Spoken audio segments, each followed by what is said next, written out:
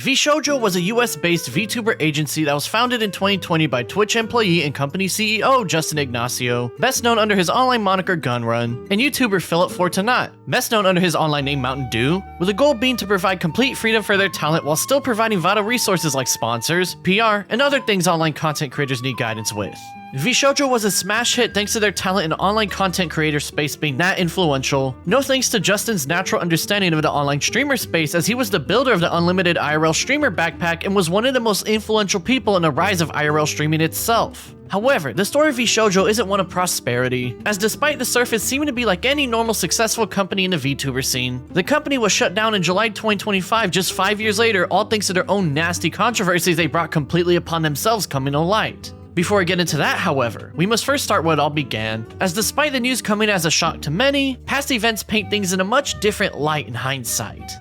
On October 20th, 2021, VTuber Nux Taku would make a pair of tweets stating that there was somebody out there pretending to be Vshojo in order to get other VTubers' personal information so they could dox them and cause torment in their lives. He would say he snuffed them out and was working with Justin in order to untangle the mess going on, and that he would be updating people about this when the time was ready. Meanwhile, a small VTuber by the name of Saki Nightshade had tweeted out just a few days ago how she was contacted for something life-changing and that she was super excited for the future. However, just a day later, she would reveal that this was the same doxer that had been harassing VTuber Nyaners and was now doing the same with her, in this case swatting her and threatening to leak her info just like how they'd done before. Nux would be seen responding, asking for her to DM him, meaning that this was one of the many people that he and Vshojo were looking into to see just how many people the guy has been messing with. On November 21st, a month later, Nux would drop a video going over about how this person had doxed a total of 12 VTubers and swatted them pretending to be Vshojo in an email he would send to them saying they were accepted into the organization, except instead of his email ending with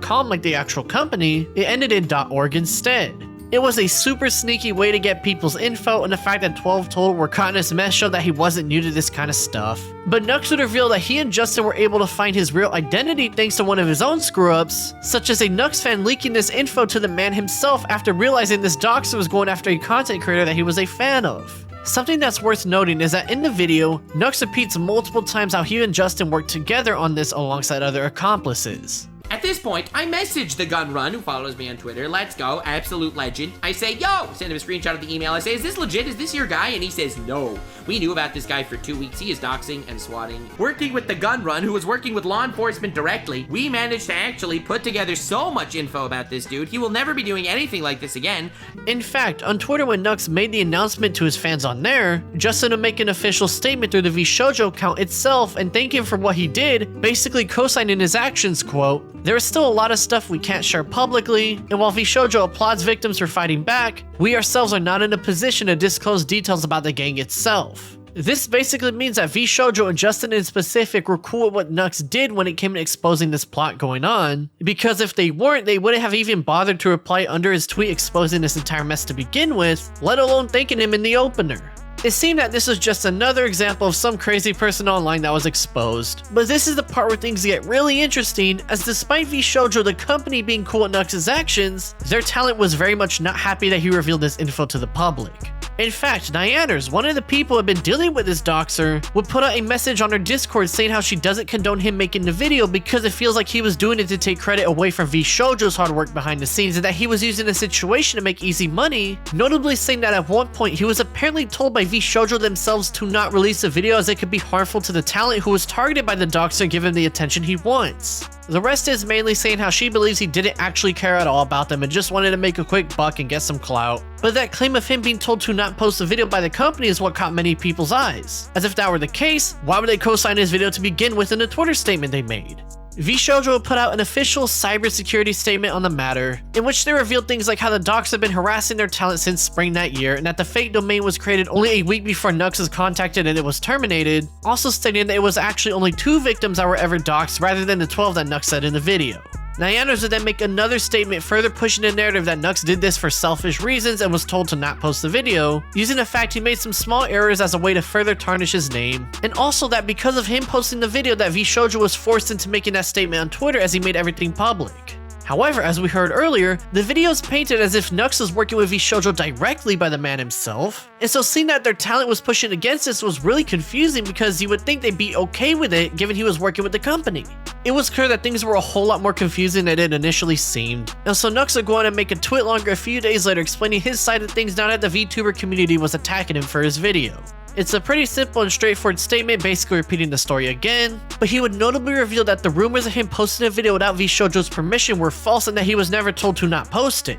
In fact, after taking the video down and making a formal apology video a day later, he would show that he was in a group chat with himself, Justin, the cybersecurity guy Phoenix, and an unknown member of the agency themselves discussing everything, in which Phoenix approves his video as Nux breaks it down in their communications. When I brought this to the attention of Vshojo, they told me that they knew this was going on for a while, never said anything publicly, and as a result of that, I felt like Vshojo put me and others at risk. Before posting that video, I was in a group chat with the CEO of Vshojo, one of the girls, and the head cybersecurity officer. Vshojo acknowledged that they knew about this water for a long time and did nothing publicly. I didn't make the video to endanger anyone, as the culprits were already brought to light. They acknowledged that they have no problem if I publish this video, and it's entirely my right as a victim of this water. Nevertheless, I showed them the video before uploading so they could let me know if I should make any changes or ask me to potentially not upload at all. They asked for changes like blurring things and denying the culprit's notoriety, and I complied. My brother was the only person that asked me not to post the video, because he was afraid for my safety beefing with us water, but I thought it was prudent for the safety of others in the community, and Vshojo mentioned that they appreciated me doing this public service announcement. When I mentioned this video would be helpful to them as well, they thanked me and asked me if I can include an official statement from them and link in the description, which I did.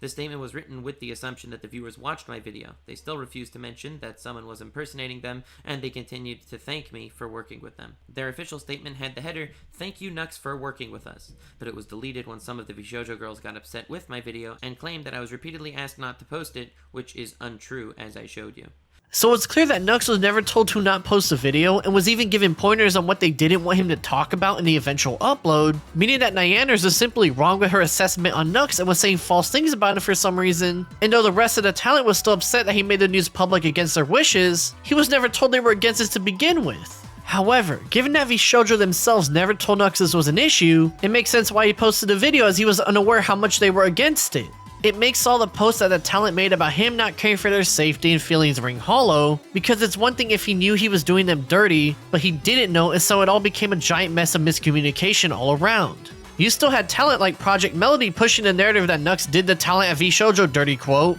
"I'm hurt Nux posted his doxing vid. He flagrantly disregarded our team's feelings and facts our security department shared with him. I trusted and defended him, only to feel secondary to getting clicks. If he meant to raise awareness to protect streamers, he would have corrected it." Again, this is another example of one of the talents saying that he purposefully disregarded the feelings of the VTubers involved for his own gain, but as we just learned, he never knew they were against it because Vshojo never told him. Now one can write this off as Melody being under the assumption that Nux knew the issues that talent and Vshojo had with him, but that's where things even get weirder as Fruit, one of the many VTubers part of Vshojo, will end up leaking DMs she had with Nux, in which she accidentally revealed that Melody was the unknown VTuber Nux blurred out in his group DMs with Phoenix and Justin. This means that Melody knew that Nux didn't know that the talent was against him revealing the info in his video and knew that he was never told to not post a video, so that whole statement about how he flagrantly disregarded the team's feelings was a straight up lie and she was playing things up in the public for positive publicity. Except, once people found out she was basically framing the guy and throwing him under the bus, she would delete the tweet she made, but the internet never forgets, and seeing how she was blatantly doing him dirty has stuck with people for many years, even to this very day.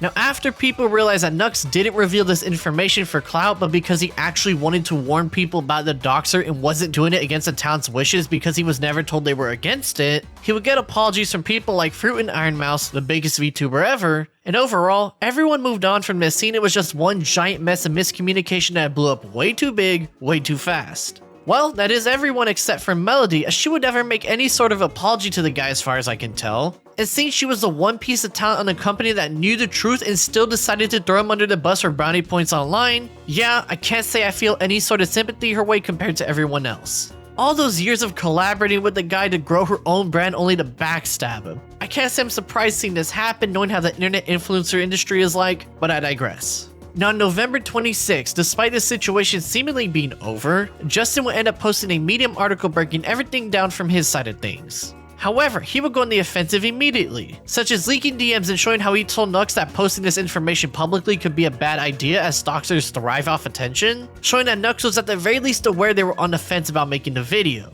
There was also this claim that Saki made where she was under the assumption that Vshojo ghosted her after using her situation for publicity, but it would turn out to just be a Discord issue instead, which I feel is worth pointing out. However, the most interesting part was when Justin would straight up say that Vshojo never gave Nux permission to post his video and that they never approved of it, going on to list their defenses in their favor, such as how they were given a limited amount of time by Nux to suggest edits, and that the politeness in the Twitter reply text was misread by Nux as approval, among other things. He would show more of the DMs at Phoenix in which they technically never gave him explicit permission to post the video, but they don't really add much else to the situation, so I'll keep it brief. The DMs read in a way where it's like if multiple people were working on a project together under the same assumption, in this case, Nux releasing a YouTube video. From Nux's point of view, he was getting approval from Phoenix by making the necessary changes to the project, but from Vshojo's point of view, they're placating him by being professional sounding not thinking he would release the project for some reason. Justin basically implies this himself at one point in an article that they were treating him like any media professional. Justin even straight up admits that they warned him about releasing the video but never told him to not do it. So this entire article's purpose is torn down as it was very clearly their fault things got so messy to begin with.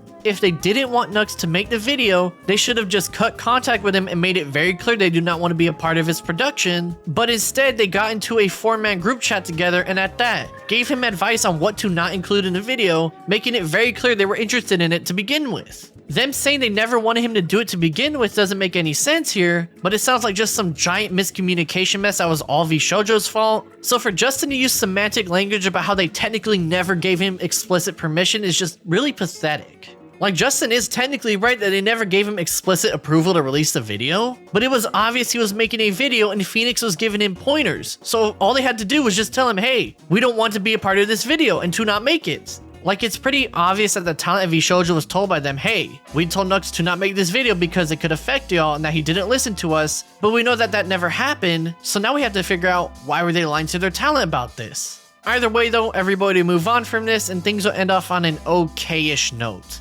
Nyanners will end up apologizing for pushing the narrative that Nux was actively going against her and the other talent's wishes. And Nux will post a video titled Moving Forward on November 29 saying that he's gonna get back to work on content after this entire mess went down. I've been waking up in the middle of the nights in a cold sweat with terrible headaches and heart palpitations. Was not fun, to put it bluntly, and despite everyone's mistakes, this was a good learning experience for everyone involved. I'll be back to making my usual content starting now. But if you're expecting closure in some way to satisfy you with all the answers, I'm sorry, I will not be contributing to dragging this out further, as it will benefit no one. Since then, the entire Nux Taku vs Vshojo beef has been over, and everybody came out relatively unscathed despite it seeming very odd it even happened to begin with. When scripting this part originally, I was gonna say how miscommunication was such a huge factor in this whole situation going down, but after researching it again and again as I'm making the video, I've come to the conclusion that there really wasn't that much miscommunication besides Vshojo not telling Nux to not make the video. Gotta remember, all the talent went after Nux because they were told by Vshojo that he went against their wishes when they never told him that, meaning that Vshojo lied to their talent about that for some reason. Now, I have been told a whole bunch of rumors about why Vshojo did Nux dirty like this. I've seen rumors like how they felt he was usurping them by taking all the credit for doing all this investigation into the doxer. I've been told that, Nux apparently was working on a VTuber company of his own and that Vshojo is trying to get that competition out of the way. But realistically, I don't think I'll ever be able to figure out the truth behind this because there's just so much wishy-washy stuff going on here. The fact Nux even went through any of this mess despite wanting to do a good thing by warning others about the doxer only for Vshojo to try and backstab him was uncalled for. But it seemed that everybody is moving on from this with their careers intact, so hey, I guess that's a kinda good ending here. Now I know that Nux has had newer controversies in recent times, but I won't get into that as this is a Vshojo video and that would be a distraction. The point here is that Vshojo and Project Melody in specific did Nux dirty, and so a lot of people would view the company in a sour light after all this went down. It didn't really matter too much though, as it would move right along ahead and continue to grow, eventually adding a Japanese branch into the mix in 2022 and adding Vtuber Case onto it in their ever-growing roster. That same year, they would raise $11 million from their investors in March 2022 to help further grow their brand. And overall, it seemed that the company was destined to stay around in the VTuber scene as it continued to grow in the West and more people invested their time in this space of online content creation. However, Vshojo's overall shadiness in this entire situation would become the catalyst for their downfall. A downfall that happened so fast and so quickly that even to this very day, I still get surprised seeing just how bad it all was.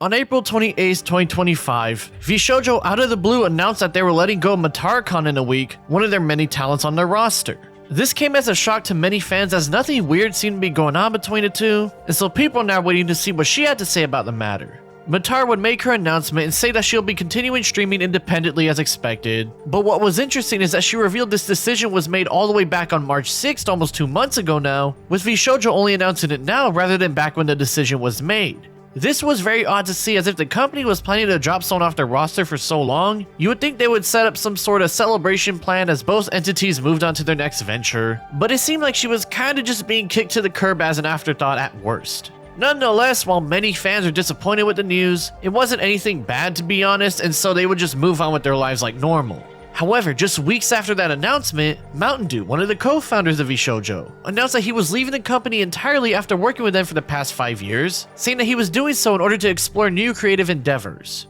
The post itself, while still sad to see, was a lot more shocking than the Matara stuff given that it only came out a few weeks after they got rid of a notable member in their roster, and while things weren't going crazy just yet for the company, it was clear that changes were being made behind the scenes as early as March that year. One of the people to send their support to Mountain Dew was GEEGA, another piece of their roster of talent, except she would be next on the chopping block as on July 25th, Vshojo would announce they were parting ways with her in just 2 days, meaning this one was very much a quick and straightforward departure compared to what happened with Matara. GEEGA would of course make a response on Twitter telling people that she's still going to be streaming as an indie content creator, but she would end up posting a YouTube video as well, which is more interesting here. In said video, she says how she was thinking about this for a while now and can't get into many details because of legal reasons, which is to be expected. But the part that stuck out to me was her mentioning how she now has full control not over just legal matters, but financial as well. Other benefits of doing things myself being indie is like just full control over legal and financial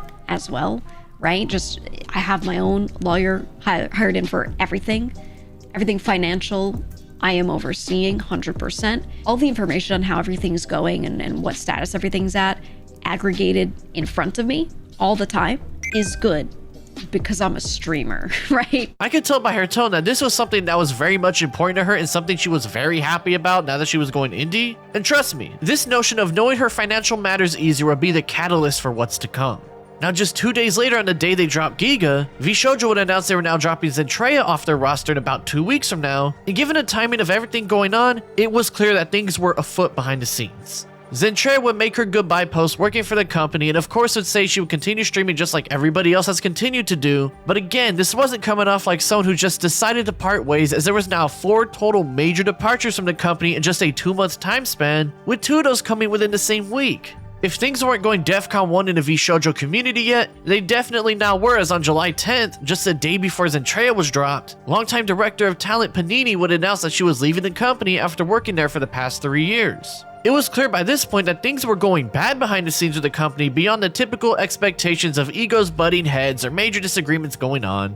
but nobody had any information to work with, as all the former talent and now an employee were very clearly just trying to move on with their lives and figure out their future endeavors. Nonetheless, it seemed that things are going to keep moving forward as people sat idly by waiting to see what else would happen next. Ironmouse would even chime in on Panini's post and give her support, but I think most of you guys watching know what's about to happen next, and all I can say is that it was shocking that none of this news came out any sooner. On July 21st, 2025, Ironmouse uploaded a video on her YouTube channel announcing her immediate departure from Vshojo before giving her reasons as to why. Now, these reasons weren't just simple things like not having the same vision for their futures, but some actually really bad shit, such as her accusing them of not paying her for the past few months and not donating the $500,000 that she raised for the Immune Deficiency Foundation. With the information that I currently have, I believe that I am owed a significant amount of funds, which I have not been paid. And most importantly, the thing that hurts me the most is that the Immune Deficiency Foundation, which is the most important charity to me, and also the reason why I'm here today, is owed over $500,000 from Vshojo. But this also meant that we had raised $515,000 for the Immune Deficiency Foundation. I once again asked Vshojo to make the donation on my behalf, but unfortunately, Still a year later, Vshojo has not paid the charity. Now, on top of not allegedly donating their money to the IDF, it's known that Ironmouse herself has CVID, an immunodeficiency disorder that causes her to stay mostly isolated and bedridden in her life, meaning that Vshojo was not only keeping the money they owed her and keeping the money they were supposed to donate, they were keeping the donation money to the one foundation that helped keep her and many other people like her alive. Forget losing one of their founding talents, Vshojo is now in the hottest water the company had ever been in before, as if what Ironmouse was saying was true. They were likely committing fraud or embezzlement by keeping all this money to themselves while she was hung out to dry. Ironmouse will end up putting a donation link to the IDF at the goal of $10,000, and that goal will be smashed and raised over $50,000 mere hours later as the internet was now ablaze with this news. It would only get worse for Vshojo as stories on how they were constantly months behind with commission payments to come out, like with the musician Starlight here on screen. And then another musician named Shirobeats said the same thing as well, with them still being owed money in their case. Another musician named Little V would say he was also owed money from Vshojo as well, and it got so bad that Ironmouse had to step in and help figure out who's owed money and how much they were owed with the help of her manager Roxy, showing just how incompetent Vshojo was behind the scenes. Now, as far as reactions were going, it was going in a direction you expected, as Matara-kun, while not saying much, would show her support by retweeting a message from Ironmouse soon after all this news started going around. GEEGA would post a link to Ironmouse's donation and tell her audience to do the obvious, and Zentreya would reveal she was just as angry as them and notably say it wasn't meant for her to bring this information to light, meaning that behind the scenes the news was spreading around the talent and was very much likely part of why so many important figureheads left the company in such a short amount of time. Mountain Dew even replied with anger and implied he had no idea this was going on based on how it reads, which trust me, we'll get back into it in a bit here, just put a pin in it for now. That very same day, Keisan would announce a stream with the CEO of the Vshojo Japanese branch, and sure enough he will hop into a call to discuss what was going on from his side of the world. Thankfully, somebody was able to translate the conversation into English to make things easier for us, and it would kick off pretty quickly as he would reveal that the English branch was working on a PR statement but that they were taking their time with it. He also reveals he was mainly involved in only the Japanese side of the company and had very little knowledge on how the English side was working and how things are going, but was able to confirm that the charity money that Ironmouse made wasn't donated to the IDF and that he believes it was used for operating costs instead. And alongside that, Keisan would reveal mid-conversation that she hadn't been paid since September 2024, meaning that it had been almost a year since her last paycheck from the company. 50万ドルほどはい。あったっていうことが、公にされたということになります。そうですね。はい。はい。まあ、すごく簡単な言い方すると横領ですよね。横領、会社が横領した。支払われていない。はい。そのお金はどこ行ったんですかっていう話にやっぱなっちゃうんですよね。そうですね。はい。で、それが、おそらくですが、運転資金に回されていたっていうことですね。運転資金っていうのは会社の、運転資金。でも、私、まあ少なくとも私は一切 V 少女から、去年の9月からですかね。まあそれより前からかもしれないですけど、9月にそれより前の分がドッていきなり入ってきて、でそこから以降音沙汰なしっていう感じだったんで、運転資金っていうのはスタッフさんへの給料っていう形で理解してよろしいでしょうか。も、おそらく、はい。まず一つ、私が見えてるところっていうのが、日本国内の、資金と予算の話しか見えてないんで、はい。確定情報はこれに関しては言えないっていうことですね。はい。はい。He would also reveal that the Japanese side of the company was doing fine and had no issues going on behind the scenes, unlike the English side, and so Keisan would quit live on air as it was clear things were never going to be the same ever again. This situation was truly fucked beyond measure, as it was now confirmed that Vshojo kept the donation money and had stopped paying Keisan as far back as almost a year ago, and so just a day later on the 22nd, they would start to hemorrhage talent as people like Michi would announce so on her YouTube channel for her audience to see. Next would be Kira, as they would say they already submitted a leave contract 11 days before the news broke as they were done with how they were being treated, and then founding talent Project Melody would join in as the company continued to break apart at a rapid pace. In fact, by the end of the day, all 13 members on the roster would quit the company entirely, with many voicing similar grievances about not being paid what they're owed, meaning that Vshojo literally had nobody left as the writing was all but on the wall. It would only get worse as ex-talent would start to come out about their experiences working with the company, such as Silverveil revealing that back when she was being harassed for playing Hogwarts Legacy, she got into a call with Justin himself, and instead of aiming to try to shield her from the undeserved harassment, he instead started to call her a disappointment and damage to the brand, as it was clear his prerogative was optics rather than support. I was put into a call with Gunn, the CEO of the company, like someone that I admired and I looked up to, and I wanted to please, someone that I thought was the coolest person ever. And he told me that I was a damage to the brand, that I was a disappointment. I was told that me being harassed was an inconvenience to the other talents and not to talk to them.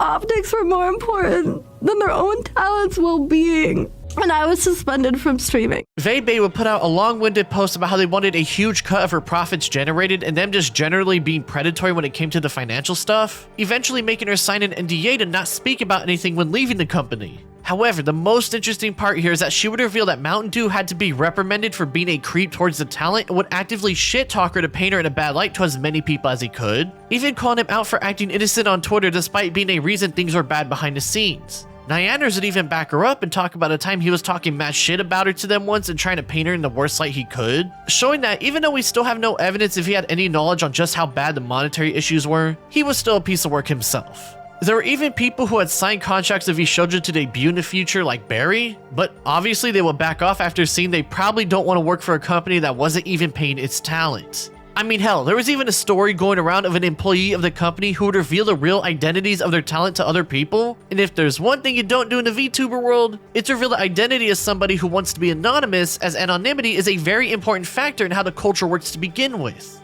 On July 24th, 2025, just 3 days after the news broke and the company's name was ruined, Justin would announce that Vshojo would be shutting down and that he was taking full responsibility for it. He would reveal that they ran out of that initial $11 million investment in their efforts to start pulling a profit, and the next part in particular sticks out to me here. Additionally, I acknowledge that some of the money spent by the company was raised in connection with talent activity, which I later learned was intended for a charitable initiative. As we know, this is that $500,000 that Ironmouse raised for the IDF, and the way it's worded implies that Justin was not aware of what the purpose of that money was initially meant for. The thing is, there are tweets of Justin very clearly celebrating under her Twitter post about all this back when Ironmouse raised all that charity money in September 2024, and even a retweet by everybody's favorite fence-sitting alcoholic Ludwig where he directly mentions the money is going to charity, meaning that Justin knew where this money originated from and was lying by omission by acting as if he learned later on where it was from. I have no idea why he would even attempt at implying he didn't know where the money came from when he has posts like these online, but that's all moot at this point, as at the end of the day, Vshojo was now gone and people learned they were stealing money from their talent to stay afloat. Now this wasn't the end of the story yet, however, as people started to go through past situations, such as Nyanders revealed how she wasn't paid not only for her sponsored stream after she got swatted back in 2021, but also through multiple deals as well. Remember earlier how I mentioned that Vshojo did Nux Taku dirty back when he revealed that guy was going around swatting VTubers? Well, Nux had revealed that she was forced to continue to stream both during and after the swatting because it was a sponsored stream rather than end it right then and there. It was that same swatter that actually went after me. So yes, I do know about this, and I do know that she had to continue her stream after she was swatted because it was a sponsored stream. The update is that she didn't even get paid for that. This kind of logic actually falls in line with how Silverveil was treated, as instead of trying to help her when it came to the unneeded harassment, they put their own and the public interest first instead of their talents, just like how they put Nyanders keeping the stream going instead of ending it right then and there after getting swatted, and in turn, this need for making money blinded them in the process. People have even started to dig into Project Melody again, as there are many videos out there revealing that she was in talks with Justin for a long while to help create Vshojo before it launched back in 2020. Debuted on a different site. That was the only thing I wanted to do. And then Gunrun reached out to me on Twitter the day that I was closing DMs. Like I was going to click delete, and then he was the top. And he said, hey, I love what you're doing. Anime is awesome, and hentai, and I like your vibe. If there's anything I can do to help, let me know. If you remember, Melody was that secret VTuber in the group chat going over the swatter back with Nux. So seeing that she has much deeper ties to Vshojo than what it initially seems, some people have wondered if there's more going on there. I've dug around a bit but haven't found anything I feel is worth pointing out here, but I feel people are going to continue to dig knowing what the internet is like, and I'm sure there'll be one or two things that people find eventually that catches the eye of others. If there's any good that came out of this, it's that the IDF, the foundation that Ironmouse intended to help out a year ago, will end up raising over $1 million easily and gaining very much over double the amount in new donations that were initially owed by Vshojo within a few days after this news dropped, showing that hey, maybe there is some good left in this world after all. One of the big donators was Cinder, as a matter of fact. Another VTuber and somebody with an infamous past in that scene, which I found interesting, but that's a whole other story that I won't get into today. It's a really big shame that it took all this to happen for them to finally get the money that was promised their way, but at least they now have more to work with in the long run, so that's good, I suppose. Now, I won't lie, I went into this story expecting just a couple small hiccups being overblown for easy internet drama points, but I instead found myself digging through a company that quite literally was fucking over their talents one by one due to their own sheer ineptitude when things got down to business, literally. We saw a VTuber talent agency, one that prides themselves on creator freedom, and one that was so big in the scene they were getting collabs with popular video games like Smite at one point, end up turning into a pseudo Ponzi scheme where they kept trying to take more and more money from their talents in order to keep things afloat after burning through their $11 million investment, so much that some people weren't being paid for almost a full year before the news went public. In just 5 years, Vshojo went from a beloved talent agency in the VTuber scene to perhaps the most infamous of all, and in turn, they will not only be remembered as one of the most screwed up agencies in the modern internet influencer space that impressively kept things under wraps for a lot longer than one would expect. At this point, one can only wonder just how bad things are getting before Ironmouse blew the whistle. Well, it seems that back in June, exactly 1 month before Ironmouse exposed them that they were looking to sell a company for $2 million to a supporter named Kat, according to this Twitter user CL207, but Kat knew the company was unprofitable and so they obviously said no.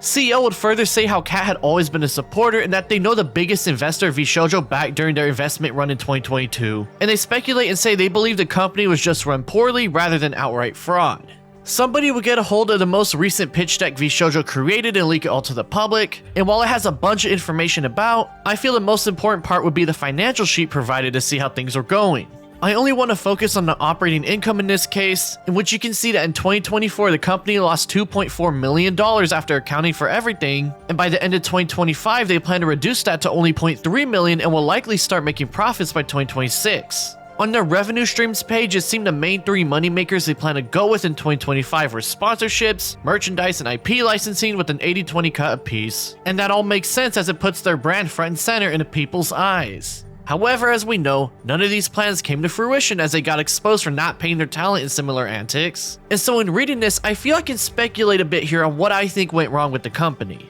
I believe that after raising $11 million back in 2022 that they lost it all by summer 2024 at the latest, but because they were planning to reduce their operating loss in 2025 and will likely start making profits by 2026, they decided to stop paying Case on that September 2024 and siphon their money their way and blame the lack of payment on other issues while they use that to stay afloat. As after all, Kason is a huge streamer who can definitely afford missing a few paychecks and still be able to pay her bills. However, they would realize that they need a lot more than just Kason's paycheck in order to power through this, so they started to pay other people less than what they're owed, like Ironmouse for example. And when they saw her raise that $500,000 for charity, they kept that money and used it for operating costs instead of paying what they owed, as they planned to pay it back later when they started making profits. However, the writing was on the wall for the company, as by June 2025 they were looking for buyers for $2 million, and if you ask me, I personally believe that $2 million price point was to pay off their debts to their talent, the charity, and other people they owed money, but as we know again, that never came to fruition as Ironmouse learned she was being screwed over and made it known to the public, in which during the fallout more pieces of their talent revealed they were being screwed over as well.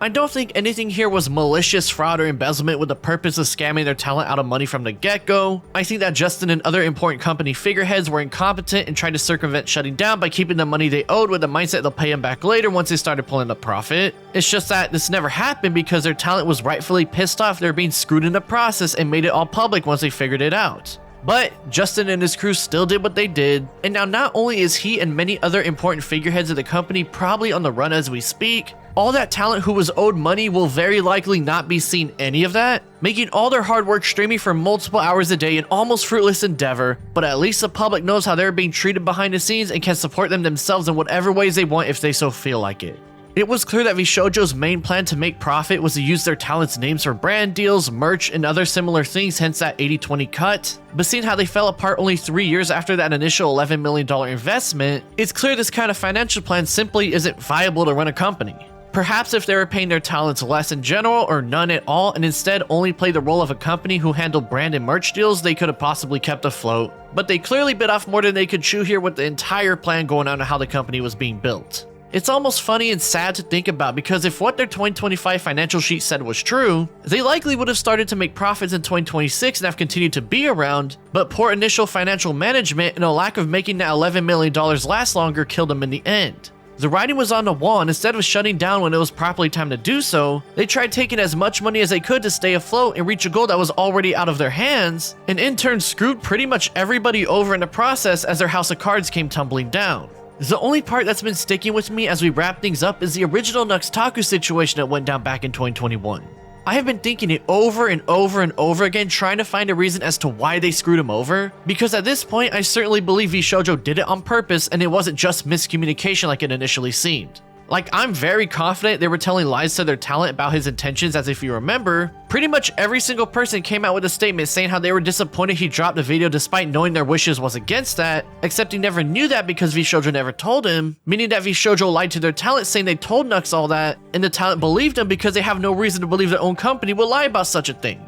But again, I still keep circling back trying to figure out just why the hell did they do him dirty like that, and there's only one thing I could think of that has any semblance of reality attached to it. I think that Vshojo didn't like that Nux came out with the info and made it seem like he did most of the work, and so the talent was already aware that they told Vshojo they don't like he was making the video, so Vshojo lied to them saying they told Nux that in order to get back at him and skew public perception in their favor. Now, I have no idea why they will lie about that given their DMs what Nux existed, as if they expected him to not leak it to defend himself, but yeah, I think it was just some classic pettiness going on with a bit of social manipulation. Either way though, Nux ended up winning in the long run here as Vshojo is now gone and their careers are all ruined, and at this point it is what it is. That's not to say this is the end, as the fallout the company left behind has already become a mess of its own entirely, and one that looks like it will take a while to clean up. For example, Hanya will put out a tweet saying that since Vshojo was now gone, they were not fulfilling any outstanding merch orders people put in, telling her audience to make a dispute with their credit card company for a chargeback saying they'll never get what they paid for now. She would post an update saying she'll be providing exclusive digital content for those who were screwed out of their money, which is cool though. GEEGA would subtweet about issues going on from her side of things, and in a stream would reveal that her merch is now stuck in a warehouse with nobody to ship it out, meaning that while her merch has been produced thankfully, someone who's willing to take a net loss would need to step in to fulfill people's orders properly and send them to their homes. Kiro's birthday merch was just straight up not produced at all, and so now all those people had to make a dispute with their credit card providers as well. K-san was also informed that Vshojo can't even declare for bankruptcy because they literally have no money for the legal proceedings, and then says they were apparently trying to get some of their former talent to give them some money in order to do so, which if it ends up being true, just adds the cherry on top of this giant destructive mess we've gone over.